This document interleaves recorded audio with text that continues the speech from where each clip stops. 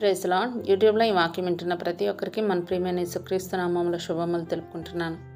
ఈరోజు మనం ధ్యానించబోయే అంశము దుఃఖపడువారు ధన్యులు. ఈ అంశం కొద్దిసేపు ధ్యానించమని దేవుడు నన్ను ప్రేరేపించారు. అయితే వాక్యం మీదాకా చేరిందంటే దేవుడు మీరు ఈ వాక్యం వినాలని కోరుకుంటున్నాడు కనుక ఎక్కడ స్కిప్ చేయకుండా పూర్తిగా వినండి. ఇక వాక్యం మీకు నచ్చినట్లయితే తప్పకుండా లైక్ చేయండి, షేర్ చేయండి, కామెంట్ కూడా చేయండి. మీరు లైక్ చేయడం ద్వారా వాక్యం నలుగురికి రీచ్ అవుతుంది. ఇక వాక్యంలోకి వెళ్ళిపోదాం.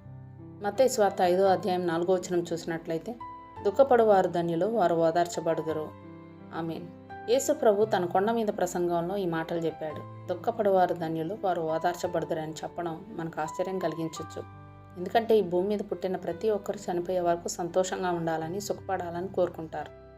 ఎప్పుడు ఏడుస్తూ ఉండాలని ఎవరైనా కోరుకుంటారా? ఎవరూ కోరుకోరు. మరి యేసు ప్రభు ఎందుకు అలా చెప్పాడు? మహాజ్ఞాని అయిన సొలొమోను కూడా నవ్వుట కంటే దుఃఖపడుట మేలు, ఏలయనగా కిన్నమైన ముఖము హృదయమును గుణపరచును అని ప్రసంగి గ్రంథం 7వ అధ్యాయం 3వ వచనంలో చెప్తున్నాడు. మనం ఎందుకు దుఃఖించాలి? దేవుడు మనల్ని పుట్టించింది దుఃఖించడానికేనా? ఈ భూమి మీద మనం సుఖపడడానికి, సంతోషంగా ఉండడానికి చేసే ప్రయత్నాలన్నింటిలో చివరికి మిగిలేది దుఃఖమే. ఎవరైనా కొద్ది రోజుల్లో చనిపోతారని తెలిస్తే వాళ్ళు సంతోషంగా ఉంటారా? ఒకవేళ పైకి నవ్వుతూ కనిపించినా హృదయంలో ఎప్పుడు దుఃఖంతోనే ఉంటారు కదా. చావు ప్రతి ఒక్కరికి వస్తుంది. కొంతమంది ఊహించని విధంగా అకస్మాత్తుగా చనిపోతారు. భూమి మీద పుట్టిన ప్రతి ఒక్కరు చనిపోతారు. ఎవరెప్పుడు చనిపోతారో ఎవరికీ తెలియదు. కానీ ఎప్పుడో కదా చనిపోయేది అన్న ధీమాతో ఉంటారు. కొంతమంది అయితే మేము అసలు చనిపోమన్నంత ధీమాగా ఉంటారు. ఈ లోకంలో సుఖంగా బ్రతకాలనుకునే వాళ్ళు చావు గురించి ఆలోచించరు. అలా ఆలోచిస్తే సుఖంగా బ్రతకలేరు కనుక. దేవునితో సంబంధం లేకుండా ఈ లోకంలో ధనం సంపాదించుకుంటూ విలాసవంతమైన జీవితంతో సుఖ సంతోషాలు అనుభవించేవారు పరలోక రాజ్యానికి ఖచ్చితంగా వెళ్ళరు. మనకు పనికిరాని వాటిని ఎలాగైతే మనం దిబ్బలో పడేస్తామో, దేవునికి పనికిరాని వాళ్ళని కూడా దేవుడు నరకంలో వేసేస్తాడు.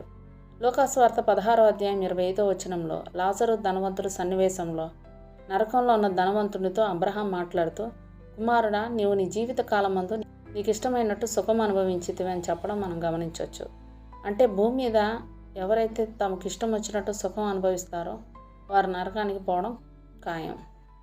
మన శరీరం సుఖపడేటప్పుడు ఆత్మ ఘోషిస్తూ ఉంటుంది. కాబట్టి మన ఆత్మ నరకానికి వెళ్లకుండా ఉండాలంటే మనం ఈ భూమి మీద సుఖం అనుభవించకుండా, మనం చనిపోతాం కదా అన్న ఆలోచన ఈ లోకంలో మనల్ని స్థిరపడనివ్వదు. డబ్బు సంపాదిద్దాం, ఆస్తులు కూడబెట్టుకుందాం అనే ఆలోచన చేయలేరు.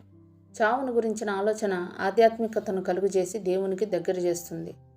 అపోస్తలుడైన పౌలు కొరింథీయులకు రాసిన 2వ పత్రిక 7వ అధ్యాయం 10వ వచనం చూసినట్లయితే, దైవ చిత్తానుసారమైన దుఃఖము రక్షణార్థమైన మారు మనసు కలుగుచేయును అంటూ పరిశుద్ధ గ్రంథంలో రాయబడి ఉండటం చూస్తున్నాం.